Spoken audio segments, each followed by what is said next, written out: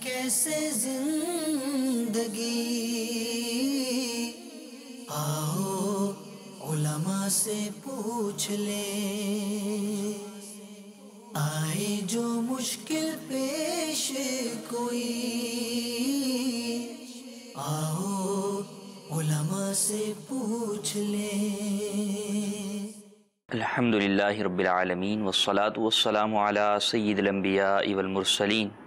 اما بعد فاعوذ باللہ من الشیطان الرجیم، بسم اللہ الرحمن الرحیم۔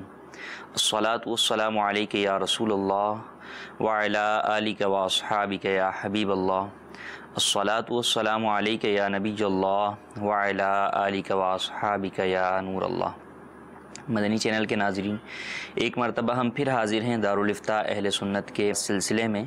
ابتداً درود پاک کی فضیلت، چنانچہ امیر اہل سنت اپنے رسالے ضیاء درود و سلام میں سنن نسائی شریف سے حدیث مبارکہ نقل فرماتے ہیں کہ نبی کریم صلی اللہ تعالی علیہ وآلہ وسلم نے ارشاد فرمایا، جس نے مجھ پر ایک بار درود پاک پڑھا، اللہ تبارک و تعالی اس پر 10 رحمتیں نازل فرماتا ہے، 10 گناہ مٹاتا ہے اور 10 درجات بلند فرماتا ہے۔ صلو علی الحبیب صلی اللہ تعالی علی محمد صلی اللہ تعالی علیہ وآلہ وسلم۔ آج کا ہمارا موضوع اسلام اور تجارت، اسلام میں تجارت کی خوبیاں کیا ہیں اور اسلام تجارت کو کن رہنما اصولوں کے ذریعے سے کرنے کا ایک مسلمان کو درس دیتا ہے، اس بارے میں ہم سماعت کرتے ہیں۔ چنانچہ امام مالک و ترمذی و نسائی حضرت ابو ہریرہ رضی اللہ تعالیٰ عنہ سے راوی ہیں کہ رسول اکرم صلی اللہ تعالیٰ علیہ وآلہ وسلم نے ایک بے میں 2 بے سے منع فرمایا، یا ایک بے میں 2 بے سے منع فرمانے کا مطلب بے شرعی اعتبار سے خرید و فروخت کے عقد کو، سودے کو، معاہدے کو، ایگریمنٹ کو کہتے ہیں۔ تو یوں کہ ایک ہی سودا دوسرے سودے کے اوپر فکس ہو، مشروط ہو، کنڈیشنل ہو، اس کی اجازت اسلام نہیں دیتا، اور نبی کریم صلی اللہ تعالیٰ علیہ وآلہ وسلم نے اس سے منع فرمایا۔ مثال کے طور پہ اس کی وضاحت یہ فرمائی کہ یہ چیز نقد میں اتنے کی اور ادھار میں اتنے کی، سودا فائنل نہیں کیا جا رہا، بیچ دیا جا رہا ہے، اس بات کو فائنل نہیں کیا جا رہا کہ یہ نقد ہے یا ادھار ہے۔ تو اسلام یہ کہتا ہے کہ اگر یوں بیچا جائے گا تو کل کو جھگڑا ہو سکتا ہے کہ سامنے والا یہ سمجھے گا کہ یہ چیز نقد کے اندر میں خرید رہا ہوں، اور بیچنے والا سمجھے گا کہ میں ادھار میں بیچ رہا ہوں۔ اور یہ بات آپ بھی جانتے ہیں کہ نقد اور ادھار کی قیمتوں میں فرق ہوتا ہے۔ جب فرق ہے تو اب ایسی صورت کے اندر ان کی قیمتوں میں جب تفاوت ہوگا تو اب آپس میں جھگڑا بنے گا۔ خریدار تو چاہے گا کہ میں نقد والی قیمت ادا کروں، اور جو بیچنے والا ہے وہ چاہے گا کہ مجھے ادھار والی زیادہ قیمت ملے۔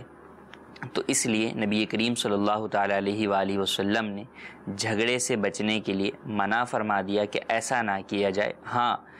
دونوں ریٹ بتا دیے، لیکن سودا ڈن ایک کے اوپر ہی ہوا تو یہ جائز ہے۔ جیسے عموماً ہمارے ہاں بھی آج کل قسطوں کا اگر کام کیا جاتا ہے تو وہاں پر لوگ نقد میں بھی چیزیں بیچ رہے ہوتے ہیں اور ادھار میں بھی چیزیں بیچ رہے ہوتے ہیں، اور دونوں قیمت بتا دیتے ہیں۔ اگر اس وقت طے کر لیا جاتا ہے کہ ہاں بھئی میں نقد میں خرید رہا ہوں تو ٹھیک ہے، اس میں حرج نہیں ہے اور اس کی یہ قیمت ہے، اور دوسرا یہ کہ میں ادھار میں خرید رہا ہوں اور اس کی قیمت ہی یہ ہے، اس چیز کی قیمت ہی ادھار میں زیادہ ہے، تو اس میں بھی کوئی حرج نہیں ہے، یہ شرعی اعتبار سے جائز ہوگا۔ اسی طرح اس کی ایک صورت علماء نے یہ بھی بیان فرمائی کہ اس طور پر خریداری کرنا کہ یہ چیز میں نے تمہارے ہاتھ میں اتنے میں بیچی اس شرط پر کہ تم اپنی فلاں چیز مجھے بیچو گے، تو یہ بھی فرمایا کہ بے میں بے کنڈیشن ہے، ایک سودے میں دوسرا سودا کنڈیشنل ہے، مشروط ہے، یہ جائز نہیں ہے، کیونکہ ایک سودا مکمل اپنے ایجاب و قبول کے ساتھ مکمل ہو جاتا ہے، اس میں دوسرے سودے کو لے کر آنا اس کی اجازت نہیں ہے، ایک سودے کی وجہ سے دوسرا سودا خراب نہ کیا جائے۔ تو یہ فرمایا کہ اس شرط کے اوپر۔ اب دیکھیں یہاں پر تھوڑا سا سمجھنے کی حاجت ہے۔ ہمارے ہاں بھی آپ کہیں گے کہ عموماً یوں بھی خرید و فروخت ہوتی ہے کہ بھئی مثال کے طور پہ کوئی اپنی گاڑی بیچنے گیا نا، اب اس کی گاڑی ہے مثلاً 10 لاکھ روپے کی، اور سامنے والے سے جس سے وہ سودا کر رہا ہے وہ جو گاڑی بیچنے آیا ہوا ہے وہ 5 لاکھ روپے کی ہے، تو اب یوں بھی سودا ہوتا ہے کہ بھئی یہ 10 لاکھ والی گاڑی جو میں نے تمہیں بیچی، اس کے بدلے میں کہ یہ گاڑی اور پلس 5 لاکھ روپے تم مجھے دو گے۔ تو یہاں پر شرط پہ خریداری نہیں ہو رہی، بلکہ یہاں پر گویا کہ اس گاڑی کی قیمت، اس گاڑی کا جو ثمن ہے اس کے بدلے میں 2 چیزیں وصول کی جا رہی ہیں۔ ثمن 2 چیزوں کو بنایا جا رہا ہے، قیمت 2 چیزوں کو بنایا جا رہا ہے، ایک گاڑی کو اور اس کے ساتھ 5 لاکھ روپے کو۔ تو یہ جائز ہے، اس میں حرج نہیں ہے، لیکن یہ کہ نہیں میں نے اپنی چیز تمہیں اتنے میں بیچی اور تم مجھے اس شرط پر بیچی کہ تم مجھے اپنی وہ چیز اتنے میں بیچو گے، یہ شرط جائز نہیں ہے۔ نبی کریم صلی اللہ علیہ وسلم کی حدیث مبارکہ ہے، آپ صلی اللہ تعالیٰ علیہ وسلم نے فرمایا نہا عن بیع و شرط، بے اور شرط سے منع فرمایا، اس کی اجازت نہیں دی۔ ہاں یہ ہو سکتا ہے کہ اولاً ایک سودا کمپلیٹ کر لیا جائے اور پھر اس کے بعد دوسرا سودا طے کیا جائے، کنڈیشن سودے کے اندر نہ لگائی جائے کہ اس شرط پر کہ تم مجھے یہ بیچو گے، یہ شرط لگانا جائز نہیں ہے۔ اس حدیث مبارکہ سے ایک بہت بڑا اصول مستفاد ہوتا ہے، وہ کیا ہے کہ شریعت مطہرہ کہتی ہے کہ جب آپ سودا کرتے ہیں کسی بھی چیز کا تو اس میں کوئی بھی ایسی شرط نہ لگائیں جو عقد بے کے تقاضے کے خلاف ہو، جو خرید و فروخت کے تقاضے کے برعکس ہو، وہ شرط نہ لگائی جائے کہ اس شرط کے اندر اگر ایک کا نفع ہوگا تو دوسرے کا نقصان ہوگا، اور اگر کسی جگہ پر دونوں افراد راضی ہو بھی جائیں اور کہیں کہ نہیں جناب ہمیں نقصان نہیں ہو رہا، تو یہ بات یاد رکھیں کہ شریعت کے اصول، بلکہ عام اصول بھی دنیا میں جب بنائے جاتے ہیں، اوورآل بنائے جاتے ہیں، الگ الگ ایک ایک فرد کے اعتبار سے نہیں بنائے جاتے، بلکہ اوورآل وہ سب کو دیکھ کر بنائے جاتے ہیں۔ ممکن ہے اس کی بعض صورتیں علیحدہ ہو جاتی ہیں جن پر وہ حکم نہ بھی لگے، لیکن رول باقاعدہ سب کے لیے ایک ہی بنایا جاتا ہے۔ اگر کوئی شخص بہت اچھا ڈرائیور ہے تو اس کو اس بات کی اجازت نہیں دی جاتی کہ وہ سگنل توڑ لے یا وہ ٹریفک قوانین کی خلاف ورزی کر لے، کیونکہ رول اوورآل بنائے جا رہے ہیں اور پتہ ہے کہ ان کی خلاف ورزی کی صورت کے اندر نقصان ہوگا۔ تو یہی صورتحال شریعت مطہرہ کے اصولوں کے اندر بھی ہے، اور یقیناً دنیاوی اصول بھی شریعت مطہرہ کو دیکھ کر ہی مسلمان بناتے ہیں، اور دیگر لوگ بھی، دیگر مذاہب سے تعلق رکھنے والے بھی اللہ تبارک و تعالیٰ کی تعلیمات سے ان معنوں میں ضرور استفادہ کرتے ہیں کہ رب کا جو قانون ہوتا ہے، حاکم کا جو قانون ہوتا ہے، خالق کا جو قانون ہوتا ہے، بہرحال وہ جامع ہوتا ہے، اور اس جیسا انسانوں کا بنایا ہوا قانون ہرگز نہیں ہو سکتا، کیونکہ وہ خالق و مالک ہے، اس نے ہمیں پیدا کیا ہے، ہم سے زیادہ وہ ہمیں جانتا ہے، ہم اپنے بارے میں اتنا کچھ نہیں جانتے جتنا خالق و مالک عز و جل ہمارے بارے میں جانتا ہے۔ تو میں بات کر رہا تھا کہ ایک ایسا اصول مستفاد ہوا ان احادیث طیبہ سے کہ حضور نے بے اور شرط سے منع فرمایا کہ ایسی شرط جو تقاضۂ عقد کے خلاف ہو اس کی اجازت نہیں۔ بعض وہ شرط ہیں جو عقد کے تقاضے کے مطابق ہوتی ہیں، مثال کے طور پہ کسی شخص نے کسی کے ساتھ ادھار خرید و فروخت کی اور اب اس نے یہ کہا کہ یار تمہیں میں مال تو بیچ رہا ہوں لیکن میں تمہیں جانتا نہیں، یا جانتا ہوں لیکن میں چاہتا ہوں کہ میرے مال کا کوئی ضامن بھی مقرر ہو جائے کہ اگر کل کو تم مجھے مال نہ دو تو کسی شخص کو ضامن لے کر آؤ کہ وہ تمہاری جگہ ادائیگی کرے یا کم از کم تم سے ادائیگی کروانے کی حامی بھر لے۔ تو یہ عقد کے تقاضے کے مطابق ہے۔ لیکن اگر یہ کہا جائے کہ نہیں میں یہ چیز تمہیں بیچ تو رہا ہوں اس شرط پہ کہ تم مجھے اس چیز کے ساتھ ساتھ مجھے اس کا یہ فائدہ دو گے کہ تم مجھے اتنا قرض دو گے، تو اب یہ خلاف عقد کا تقاضا نہیں ہے اس بات کا، بلکہ اس کے اندر لینے والے کا تو نفع ہے لیکن دوسرے والے کا نقصان ہے کہ اس کو قرض دینا پڑے گا، اس کا اپنا مال جائے گا۔ تو فرمایا اس سے بھی منع فرمایا کہ سودوں کو علیحدہ علیحدہ کیا جائے، سودا کر لیا جائے۔ پھر اگر آپس میں باہمی رضامندی سے عقد سے قطع نظر ایک دوسرے کو کوئی دینا چاہتا ہے تو دے سکتا ہے، اس میں حرج نہیں۔ فرق کیا ہوتا ہے؟ آپ کہیں گے کہ جناب اس صورت میں بھی تو وہ قرض دے ہی رہا ہے، اس صورت کے اندر بھی دے رہا ہے۔ فرق یہ ہے کہ جب یہاں پہ شرط لگا لی جائے گی تو یہ قرض دینے پر مجبور ہو جائے گا،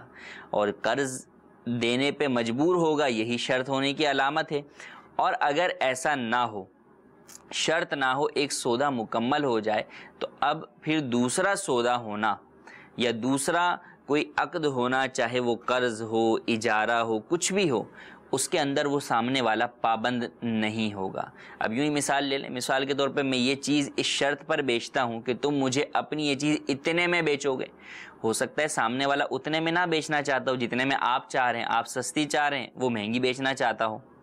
تو اب یہ شرط لگانے میں اس کا نقصان بھی ہو سکتا ہے۔ تو اب اگر یہ سودا کر لیا جائے اور پھر اس کے بعد الگ سے اس کی چیز کو آپ خرید لیں تو اس کے اندر وہ مکمل طور پر آزاد ہوگا کہ وہ اپنی چیز جتنے میں چاہے بیچے اور جتنا چاہے اس سے نفع اٹھا سکے۔ ہاں البتہ یہاں پر علماء نے یہ ضرور بیان فرمایا کہ اگر وہ ایسی شرط ہے کہ اگرچہ تقاضۂ عقد کے تو خلاف ہے لیکن فی زمانہ اس پر عرف و تعامل جاری ہو گیا تو پھر اس کی اجازت ہوتی ہے، لیکن عرف و تعامل کا فیصلہ کیا آپ کریں گے یا اور کوئی کرے گا یا مارکیٹ کے لوگ بیٹھ کر کریں گے، ایسا نہیں ہے۔ صورتحال کو دیکھتے ہوئے اس دور کے علماء اس بات کا فیصلہ کرتے ہیں کہ یہ شرط کیسی ہے، کیا یہ شرط ایسی ہے کہ اس پر عرف و تعامل جاری ہو گیا ہے اور کہاں جاری ہوا ہے۔ ہو سکتا ہے کہ کسی ایک چھوٹے سے قصبے میں جاری ہوا ہو، کسی شہر میں جاری نہ ہوا ہو، یا شہر میں ہوا ہو ملک میں نہ ہوا ہو، تو مختلف اس کی جو ہے وہ اسٹیپس ہو سکتے ہیں، تو اس کا فیصلہ خود نہیں کر سکتے۔ ایک عام مثال جس پر عرف و تعامل جاری ہونے کی وجہ سے شرط جائز ہو گئی وہ یہ ہے کہ ہم پہلے کوئی سامان خریدتے تھے، تو اب وہ سامان آپ نے خرید لیا، اب وہ سامان چاہے آگے صحیح چلے یا نہ چلے، یہ جب میں نے خرید لیا میری مرضی ہے، لیکن گارنٹی وجود میں آئی۔ گارنٹی بھی کہا جاتا ہے، وارنٹی بھی کہا جاتا ہے، بعض اوقات دونوں چیزوں میں فرق بھی کیا جاتا ہے، تو وہ یہ وجود میں آئی کہ میں اس بات کا جو ہے وہ ذمہ لیتا ہوں کہ میں 1 سال تک اس کا جو نقصان ہوگا، یہ صحیح نہیں چلے گی، ریپیئر کر کے دوں گا، یہ چینج کر کے دوں گا۔ تو جب اس کے اوپر عرف جاری ہو گیا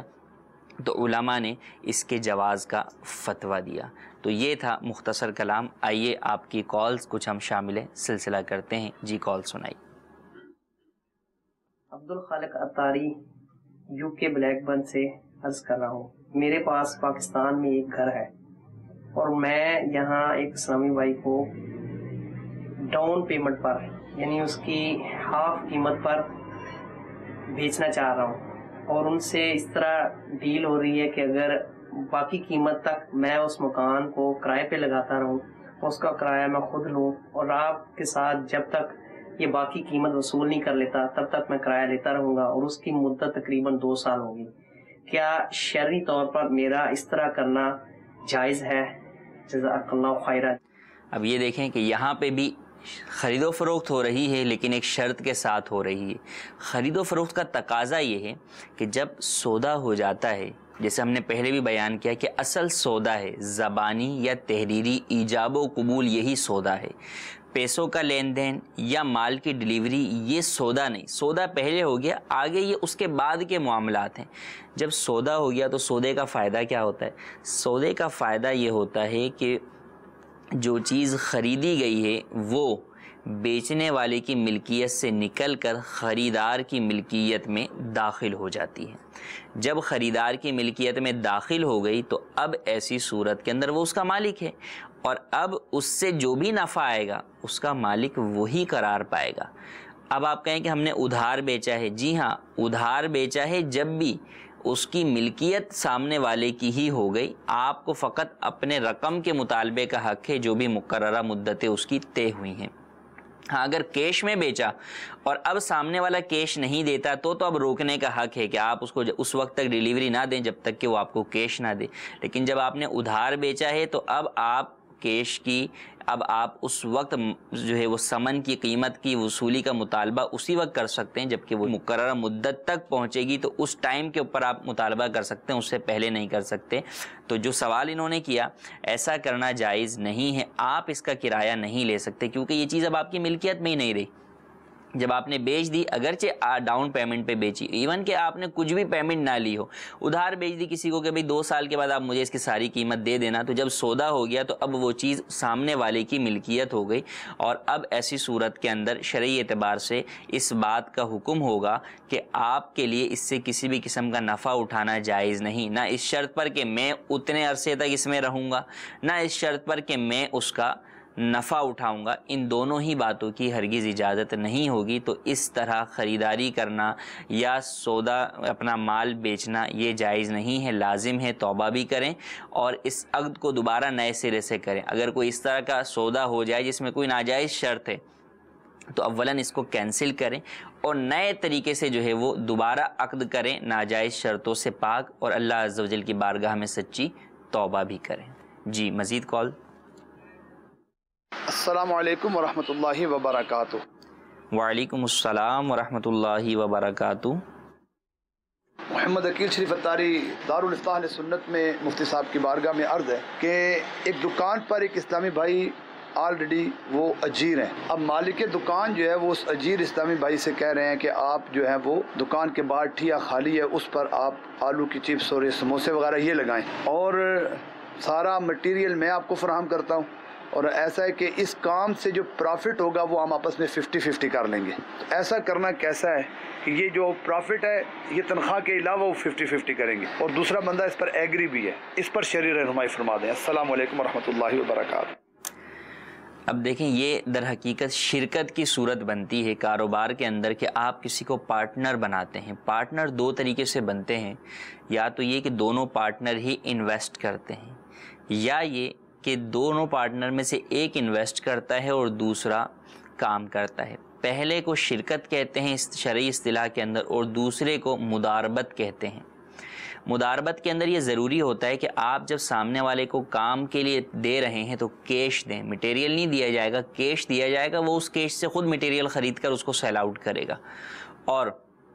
پھر جو نفع ہوگا وہ پرسنٹیج جو آپس میں طے کی ہوئی ہے اس کے مطابق تقسیم کر لیں گے، اور اس میں تنخواہ نہیں ہوتی، پارٹنرشپ کے اندر تنخواہ نہیں ہوتی۔ تو لہٰذا جو یہ صورت بیان کر رہے ہیں ایسا کرنا تو جائز نہیں، مٹیریل دیں گے تو یہ بھی ناجائز ہے، یہ مداربت کے خلاف ہے۔ یوں ہی تنخواہ اور اس کے ساتھ پلس تو یہ بھی جائز نہیں ہے کہ پارٹنر تنخواہ پر نہیں ہوتا۔ ہاں مثال کے طور پہ وہ اس کا دکان جو اس کی دکان ہے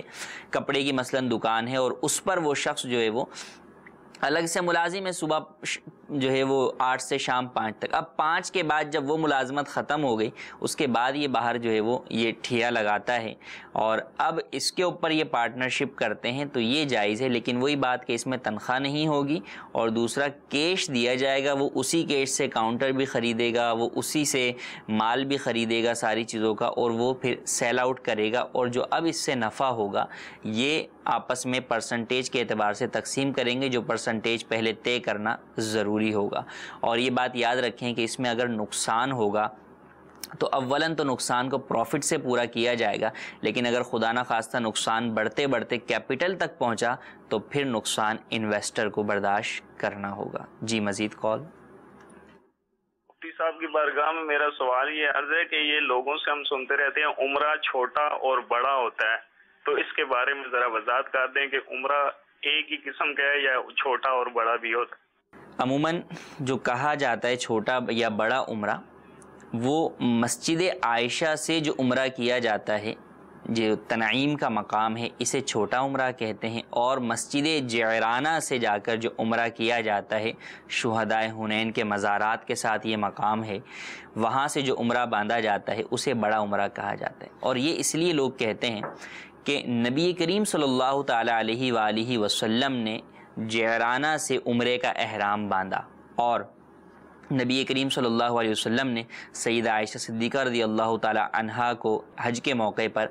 احرام جب دوبارہ بنوایا ایک عمرے کا تو وہ آپ نے تنعیم کے مقام سے بنوایا۔ تو یوں لوگوں کی اصطلاح میں چھوٹا اور بڑا عمرہ ہے، اگرچہ افضل عمرہ افضل مقام عمرے کے اعتبار سے وہ تنعیم ہی ہے، مسجد عائشہ والا ہی ہے۔ بہرحال جعرانہ کے مقام سے بھی باندھا جائے تاکہ نبی کریم صلی اللہ علیہ وسلم کی سنت پر ادائیگی کی نیت بھی شامل ہو جائے، اور وہ جگہ جہاں پر نبی کریم صلی اللہ علیہ وسلم کے قدم مبارک گئے وہاں پر ہماری حاضری بھی ہو جائے۔ چند میسیجز بھی ہم شامل کر لیتے ہیں۔ ایک سوال یہ ہے کہ چیز جس کی نقد میں قیمت 36,000 ہے لیکن وہی چیز قیمت اقساط میں قسطوں میں لی جائے تو 54,000 کی دی جاتی ہے، اس بارے میں کچھ ارشاد فرمائیں۔ بعض لوگوں کو یہاں پر دیکھیں وسوسہ ہوتا ہے کہ جناب یہ جو اوپر پیسے لیے جا رہے ہیں یہ سود ہے، یہ سود بھی ہو سکتے ہیں، جبکہ یہ طے کیا جائے کہ جناب اس چیز کی قیمت تو 36,000 ہے، اور چونکہ آپ پیمنٹ بعد میں دیں گے لہٰذا لیٹ پیمنٹ کی وجہ سے ہم آپ سے اتنی قیمت اوپر لیں گے۔ اگر یہ کیا جائے گا تو بالکل یہ اوپر والی جو قیمت ہوگی یہ سود میں آ جائے گی، حرام میں آ جائے گی۔ کیوں؟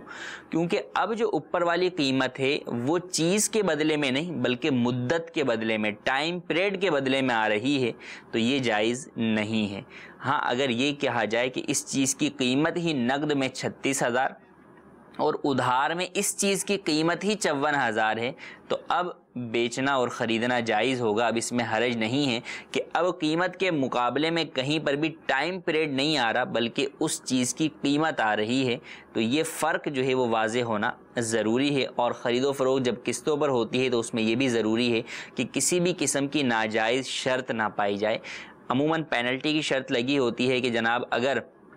کوئی ناجائز، اگر آپ قسط لیٹ کریں گے تو جرمانہ آپ کے اوپر لگے گا، تو اگر اس طرح کی کوئی شرط ہے تو یہ سودے کو ناجائز کر دے گی کہ یہ وہ شرط ہے جس کا عقد تقاضا نہیں کرتا، لہٰذا قسطوں کے کاروبار میں ناجائز شرطوں سے بچنا ضروری ہے۔ ایک سوال یہ ہے کہ 15 تولہ سونے کی زکوٰۃ کیا ہوگی؟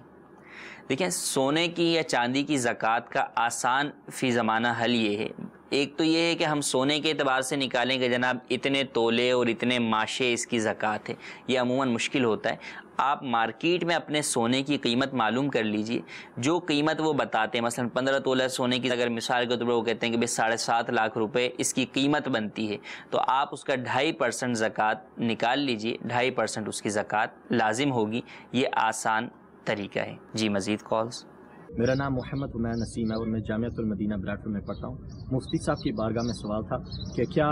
شراب خریدنا اور بیچنا جائز ہے یا نہیں؟ شراب کی خریداری اور چاہے اپنے لیے مسلمان کرے یا کسی غیر مسلم کے لیے کرے، دونوں ہی صورتوں میں ناجائز اور گناہ ہے کہ نبی کریم صلی اللہ تعالیٰ علیہ وآلہ وسلم نے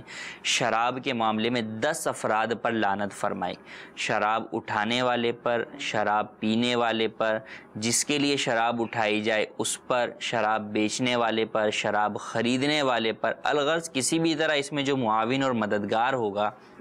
اس پر لعنت فرمائی۔ تو مسلمان کے لیے شراب خریدنا اور بیچنا دونوں ہی جائز نہیں ہے۔ نبی کریم صلی اللہ علیہ وسلم نے اس کے ثمن کو، یعنی اس کے بدلے میں جو قیمت حاصل ہوئی، اسے بھی خبیث کہا۔ تو لہٰذا اگر مسلمان کسی نے ایسا کچھ کام کیا ہے تو اولاً تو اللہ عز و جل کی بارگاہ میں سچی توبہ، اور جو بھی اس کے بدلے میں مال حاصل ہوا ہے شراب بیچ کر، وہ صدقہ کرنا اس پر لازم ہے۔ جی مزید کال۔ محمد عمران اتاری عرض کر رہا ہوں، پیارے مفتی صاحب کی بارگاہ میں میرا یہ سوال ہے، اگر کسی نے سورہ فاتحہ کے بعد اس کی زبان سے تشہد نکل گئی، تشہد پڑھ دی یا نکل گئی، تو کیا اس کو سجدہ سہو کرنا پڑے گا؟ اس کا خلاصہ فرما دے، جزاکم اللہ خیرہ۔ اگر فرضوں کی پہلی 2 رکعتوں میں یا سنت اور نوافل کی کسی بھی رکعت کے اندر سورہ فاتحہ کے بعد اگر تشہد پڑھا بھولے سے تو سجدہ سہو لازم ہوگا، اور اگر فرضوں کی آخری 2 رکعت کے اندر اس نے تشہد پڑھا تو ایسی صورت میں سجدہ سہو لازم نہیں ہوگا، کیونکہ فرضوں کی پہلی 2 رکعتوں میں اور سنن و نوافل کی تمام رکعتوں کے اندر یہ لازم ہے سورہ فاتحہ کے فوراً بعد سورت پڑھیں، درمیان میں کوئی بھی اجنبی چیز اگر پڑھیں گے تو اگر قصدن ہوگی تو نماز واجب الاعادہ ہوگی، اور اگر بھول کر ہوگی تو نماز میں سجدہ سہو واجب ہوگا۔ جی مزید کال۔ طالب حسین اتاری UK کے شہر برمنگھام سے، میرا مفتی صاحب سے سوال ہے، کیا انسانی اعضاء کو بیچ سکتے ہیں جیسے گردہ، آنکھ وغیرہ؟ جواب ارشاد فرما دیجیے۔ اولاً تو دیکھیں، یہ بات یاد رکھیں، بیچنے کے لیے ہمیشہ آپ اسی چیز کو بیچ سکتے ہیں جس چیز کے آپ مالک ہیں، پہلی بات۔ دوسری بات یہ کہ اس چیز کا مال ہونا ضروری ہے۔ انسان کے اعضاء، انسان کا اپنا بدن، اس کا انسان خود مالک نہیں، رب کی جانب سے اس کے پاس بطور امانت یہ چیزیں ہیں، تو لہٰذا جب مالک ہی نہیں تو پھر کیوں کر وہ اس کو جو ہے وہ بیچ سکتا ہے۔ اور دوسری بات یہ کہ انسان مال نہیں ہے، بکاؤ کی چیز نہیں ہے، بیچنے کی چیز انسان نہیں ہے۔ انسان کو تو اللہ تبارک و تعالیٰ نے وہ احترام دیا ہے، وہ مقام دیا ہے، وہ عزت دی ہے۔ اگر انسان کو بھی دیگر مالوں کی طرح بیچنے کے لیے لا دیا جائے تو پھر انسان میں فرق کیا رہ جائے گا؟ انسان کی عزت و وقت کیا باقی رہے گی؟ سب کچھ ختم ہو جائے گا۔ تو اس لیے شریعت مطہرہ نے انسان کے اعضاء کی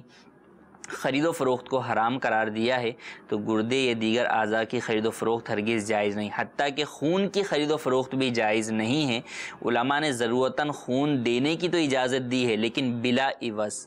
بغیر کسی عوض کے تو آپ بطور مدد کسی کو خون دے سکتے ہیں، لیکن اس کا عوض وصول نہیں کر سکتے۔ اور دیگر اعضاء کا جہاں تک تعلق ہے تو وہ دینے کی بھی اجازت نہیں ہے، بلا عوض بھی آپ کسی کو نہیں دے سکتے۔ ایک میسج شامل کرتے ہیں۔ سوال یہ ہے کہ دکاندار چیز بیچتے ہوئے اصل قیمت چھپاتے ہیں اور جھوٹ بول کر غلط قیمت بتاتے ہیں، ایسا کرنا کیسا ہے؟ شریعت مطہرہ کے اندر دو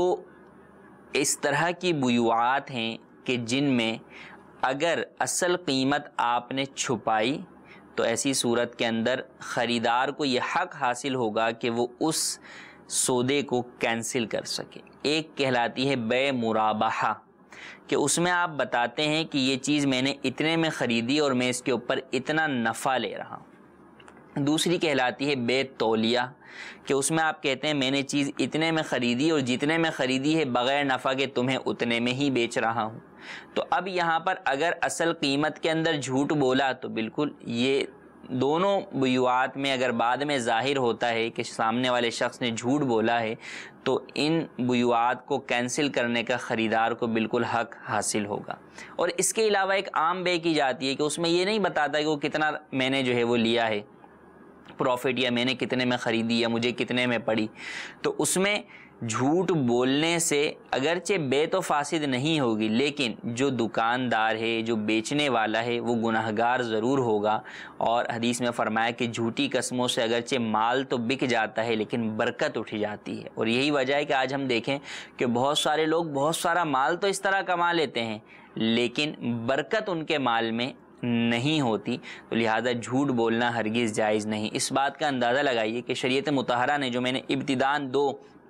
بیوعات کا نام ذکر کیا، بے مرابحہ اور بے تولیہ، ان میں کتنا پیارے ارشاد فرمایا کہ اگر وہ چیز خریدی مثلا 10 روپے کی ہے، لیکن اب صرف خریداری کے اوپر ہی تو بات نہیں ہوتی نا، لازمی سی بات ہے وہاں سے مال میں یہاں لے کر آیا، کرائے کی گاڑی میں لوڈ کر کے دکان میں جو ہے وہ اس کو رکھ رہا ہوں، دکان کا کرایہ دے رہا ہوں، دیگر الیکٹرسٹی دیگر یوٹیلیٹی بلز کے بھی اخراجات ہیں، تو وہ کون برداشت کرے گا؟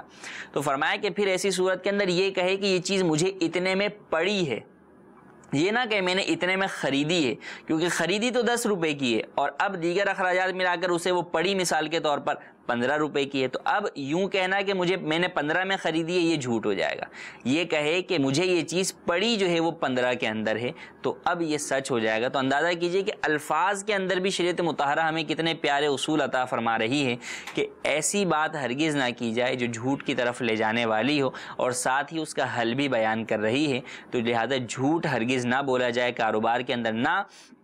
بیچنے والا بولے نہ خریدنے والا۔ خریدار بھی کہتے ہیں یہ تو ابھی میرے کو فلاں دکاندار اتنے کی دے رہا تھا، حالانکہ ایسا ہرگز نہیں تھا، لیکن یہی کہ سامنے والے دکاندار سے اس کے ریٹ کم کروانے کے لیے ہم جھوٹ بول دیتے ہیں کہ مجھے وہ برابر والا تو اتنے کی دے رہا ہے، تم اتنے کی دے رہے ہو، وہ پھر ریٹ ڈاؤن کر دیتا ہے۔ تو ہو سکتا ہے آپ جو ہے وہ 4 روپے کا نفع تو اٹھا لیں، لیکن وہ جو آپ نے 4000 یا اس سے بڑا گناہ جو جھوٹ کا اپنے ذمے لیا آپ نے، اس کا کیا ہوگا کل قیامت میں، اس کا آپ جواب دیں رب تعالیٰ کو کس طرح ہوں گے، اس بات کو ہمیشہ یاد رکھیے۔ جی مزید کال۔ السلام علیکم ورحمۃ اللہ وبرکاتہ۔ وعلیکم السلام ورحمۃ اللہ وبرکاتہ۔ سر میں نے سوال یہ پوچھنا، مسجد کا امام ایک تقریر کر رہا تھا، بیان کرتے ہوئے اس نے حضرت ایوب علیہ السلام کی شان بیان کرتے ہوئے انہوں نے کیڑے کا ذکر کیا کہ ان کو یہاں تک اس کا صبر تھا کہ ان کا جو کیڑے پائے تھے جسم میں حضرت ایوب علیہ السلام پر اللہ تبارک و تعالی نے آپ شیطان کے مطالبے پر آزمائش کے لیے مصیبتیں چند نازل فرمائیں۔ آپ علیہ السلام کی آل اولاد بھی ہلاک ہو گئی، مال و اسباب بھی تباہ ہو گیا اور آپ خود بیمار بھی ہو گئے، لیکن یہ جو واقعے میں بیان کیا جاتا ہے ایسا ہرگز نہیں ہے، کیونکہ کیڑے پڑنے والا مرض ایسا مرض ہے کہ اس سے سن کر بھی نفرت آتی ہے، اور کوئی دیکھے کہ کسی کے اندر جو ہے وہ کیڑے کسی کے جسم میں پڑ رہے ہیں تو اس سے نفرت ہوگی۔ حالانکہ انبیاء کرام علیہم السلام چونکہ اللہ تبارک و تعالیٰ کی تبلیغ کے لیے آئے ہیں تو ان کا ایسے امراض سے پاک ہونا ضروری ہے، ورنہ اگر یہ امراض ان میں پائے جائیں گے تو جو مقصد بعثت ہے، جو بھیجنے کا نبی کا جو مقصد ہے کہ لوگ اس کی طرف راغب ہوں، وہ مفقود ہو جائے گا، وہ ختم ہو جائے گا، کیونکہ لوگ اس کی طرف راغب نہیں ہوں گے، نفرت کریں گے۔ تو یہ بات یاد رکھیں کہ یہ عقائد میں سے ہیں، وہ عقائد جو کہ نبوت سے متعلق ایک مسلمان کو جاننا، سیکھنا اور ان پر یقین رکھنا ضروری ہے۔ وہ یہ ہے کہ انبیاء کرام جسمانی اعتبار سے بھی ایسے امراض سے پاک ہوتے ہیں، اور ان کا پاک ہونا ضروری ہے جو کہ نفرت والے ہوں۔ تو لہٰذا اس پورے قصے کے اندر بقیہ باتیں تو ٹھیک ہیں کہ آپ بیمار بھی ہوئے، سارے معاملات بھی ہوئے، آپ کے آل اولاد بھی ہلاک ہو گئی، مال و اسباب بھی تباہ ہو گیا، لیکن یہ بیماری ہرگز آپ کو ایسی ہرگز نہیں تھی کہ معاذ اللہ آپ کے بدن میں کیڑے پڑ گئے ہوں۔ اور پھر اس میں اور لوگ مزید بڑھا دیتے ہیں کہ جناب وہ اٹھا کر کیڑا گری آتا تھا تو آپ واپس دوبارہ اسے رکھ لیتے تھے۔ تو یہ ساری باتیں من گھڑت ہیں، ان کے کوئی مستند ثبوت نہیں ہیں، اور چونکہ عقیدے کے برخلاف ہیں تو لازمی طور پر ان کا انکار ہی کیا جائے گا۔ جی مزید کال۔ ارشد محمود یو کے شہر والسن سے عرض کر رہا ہوں، میرا مفتی صاحب سے یہ سوال ہے کہ بروکر کے لیے کب پیسے لینا جائز ہوتا ہے؟ جواب ارشاد فرمائیے، جزاک اللہ خیرہ۔ جب امانت کے ساتھ، دیانتداری کے ساتھ وہ بروکری کرے گا تو اس کے لیے بروکری لینا جائز ہوگا۔ اب کب لینا ہوگا تو اب اس پر دار و مدار ہے کہ آپ کے عرف کے اندر کب اس کو بروکری کا حقدار سمجھا جاتا ہے۔ فقط دو افراد کا رابطہ کرا دینے پر یا سودا کمپلیٹ ہونے پر؟ اگر سودا کمپلیٹ ہونے پر سمجھا جاتا ہے تو رابطہ تو انسان نہ جانے کتنوں کو بروکر کروا دیتے ہیں، ملوا دیتے ہیں، لیکن سودے نہیں ہوتے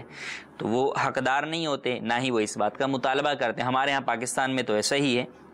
واللہ علم آپ کے ہاں، آپ کے ملک کے اندر کیا ہو۔ تو بہرحال جس جگہ پر جو عرف ہوگا وہ دیکھا جائے گا کہ کب بروکر کو بروکری کا حقدار سمجھا جاتا ہے، اور جس وقت اس نے وہ کام کروا دیا کہ حقدار ہو گیا، سودا ہو گیا، اب بعد میں کسی وجہ سے سودا انہوں نے آپس میں کینسل کر لیا، سودا ہونے کے بعد کینسل کر لیا، تو اب اس کی بروکری ضائع نہیں ہوگی، اب بہرحال اس کو بروکری دینی پڑے گی کہ اس کا جو کام تھا وہ اپنا کام مکمل کر چکا تھا، تو اس کی جو اجرت بنے گی وہ بہرحال دینی ہوگی۔ جی مزید کال۔ السلام علیکم ورحمۃ اللہ وبرکاتہ۔ وعلیکم السلام ورحمۃ اللہ وبرکاتہ۔ محمد مبشر اتاری عرض کر رہا ہوں، اس آپ کے بارگاہ میں عرض ہے کہ یہ جو میت کو کندھے دینے کا طریقہ ہے کہ 10-10 قدم چاروں طرف سے دیے جائے، اگر یہ 10-10 قدم ایک ساتھ نہیں ہوتے، جیسے مثال کا بار بار ایک دو لوگ لے رہے ہوتے کندھا، اگر 2 یا 3 کندھے جیسے ہو جاتے، پھر کیا دوبارہ یعنی اس کو اسٹارٹ کر کے یعنی گنتی 10 تک پوری کر دے کہ ایسے بھی ثواب ملے گا جیسے 40 کا جو کبیرہ گناہوں کے والے میں؟ دیکھیں ثواب تو ملے گا، جتنے بھی قدم دیں گے تو اتنا ثواب ملے گا۔ بہتر یہ ہے کہ جو طریقہ کار بیان ہوا اس کو مکمل کرنے کی کوشش کریں کہ ہر دفعہ میں آپ یکبارگی یعنی تواتر کے ساتھ 10 قدم لے کر چلیں، اور جنازے کے ساتھ دیگر چلنے والوں کو بھی اس بات کا خیال رکھنا چاہیے کہ اگر ایک شخص جو ہے وہ ایک سنت کے اوپر عمل کر رہا ہے تو آپ کو بھی بالکل عمل کرنا ہے، لیکن اسے عمل کرنے دیجیے، اور اگر کہہ بھی دیا جائے کہ 2 منٹ رکیں تو بالکل 10 قدم چلنے میں دیر ہی کتنی لگتی ہے، تو اس بات کا خود بھی خیال رکھیں اور دوسروں کے لیے بھی اس بات کی سہولت دیں کہ وہ اس سنت طریقہ کار کے مطابق 10 قدم چل سکیں۔ ایک میسیج ہے، سوال یہ ہے ان کا کہ گروی مکان لینا جائز ہے یا نہیں ہے؟ دیکھیں گروی مکان کا مطلب یہ ہوتا ہے کہ آپ نے کسی سے کوئی قرض لیا، اس کے بدلے میں آپ سیکیورٹی کے طور پر کہ اگر کل کو میں اپنا قرض نہ دے سکا تو بھائی یہ میرے مکان کے کاغذ ہیں، یہ آپ رکھ لیں، آپ اسے سیل آؤٹ کر کے اپنا قرض وصول کر لیجئے گا۔ ضمانت کے طور پر گروی کا لین دین ہوا کرتا ہے۔ فی زمانہ گروی مکان کا جو طریقہ کار رائج ہے اس میں عموماً ہوتا یہ ہے کہ آپ سامنے والے کو وہ مکان استعمال کے لیے دے دیتے ہیں کہ وہ جب تک میں قرضہ تمہارا نہیں لوٹاتا تم اسے خود استعمال کرو، خود اس میں رہائش اختیار کرو، یا زمین دی تو اس میں خود کاشت کرو، یا تم کسی اور کو کرائے پر دے دو۔ تو ایسا کرنا ہرگز جائز نہیں. یہ قرض سے نفع اٹھانا ہے، اور حدیث پاک میں ہے کل قرض جر منفعۃ فہو ربا، ہر وہ قرض جو نفع کھینچ کر لائے وہ سود ہے، اس کی اسلام میں اجازت نہیں ہے. تو لہٰذا گروی اگر مکان کا لین دین کریں تو فقط سیکیورٹی ڈپازٹ کے طور پر ہو، یوں کہ اب اس سے نفع اٹھانا، نہ ہی راہن کے لیے یعنی جس نے دیا ہے اپنا مکان، جس نے قرض لے کر اپنا مکان دیا ہے، نہ اس کے لیے نفع اٹھانا جائز ہے، اور نہ ہی جس نے قرض دیا ہے اور وہ مکان بطور گروی لیا ہے اس کے لیے نفع اٹھانا جائز ہے. بعض جگہوں پر تو فقط کاغذات ہی لیے جاتے ہیں، گھر اس کی کسٹڈی میں ہی رہنے دیا جاتا ہے، تو یہ در حقیقت رہن شرعی اعتبار سے رہن نہیں ہے. اور بعض جگہوں پر باقاعدہ گھر دے دیا جاتا ہے یا زمین استعمال کے لیے دے دی جاتی ہے، تو استعمال جائز نہیں ہے. بعض اوقات یوں بھی کرتے ہیں کہ جناب ہم اس کی کوئی قیمت مقرر کر لیتے ہیں، اب وہ قیمت یعنی قیمت سے مراد کرایہ مقرر کر لیتے ہیں، اب وہ کرایہ کسی نے 400 روپے مقرر کر لیا، 500 روپے، در حقیقت اس مکان کی یا پلاٹ کی یا اس زمین کی قیمت دیکھیں تو وہ ماہانہ ہزاروں روپے میں ہوتی ہے. تو ایسا کرنا بھی جائز نہیں ہے. قرض کی وجہ سے اگر آپ کرائے میں بھی کوئی کمی کریں گے جو کہ عرف سے ہٹ کر ہوگی تو وہ بھی سود ہوگا، اور سود حرام ہے، اس کی اسلام میں ہرگز اجازت نہیں. آج کا سلسلے کے اندر کافی معلومات ہم نے حاصل کی، شرعی مسائل حاصل کیے. مزید اس کے علاوہ بھی آپ اگر کوئی سوال پوچھنا چاہیں تو دارالفتہ اہل سنت میں رابطہ کر سکتے ہیں. دارالفتہ اہل سنت کے فون نمبرز پر بھی رابطہ کر سکتے ہیں، میل کے ذریعے سے بھی رابطہ کر سکتے ہیں. اور اس کے علاوہ دارالفتہ اہل سنت کے جو سلسلے ہوتے ہیں ان سلسلوں کے اندر بھی آپ شامل ہو سکتے ہیں بذریعہ کال، آڈیو اور ویڈیو کالز اور میسیجز کے ذریعے سے. اللہ تبارک و تعالی جو سنا اسے یاد رکھنے، اس پر عمل کرنے، اسے دوسروں تک پہنچانے کی سعادت نصیب فرمائے. آمین بجاہ النبی الامین. صلو علی الحبیب صلی اللہ تعالی علی محمد. گزارے کیسے زندگی، آؤ علماء سے پوچھ لیں،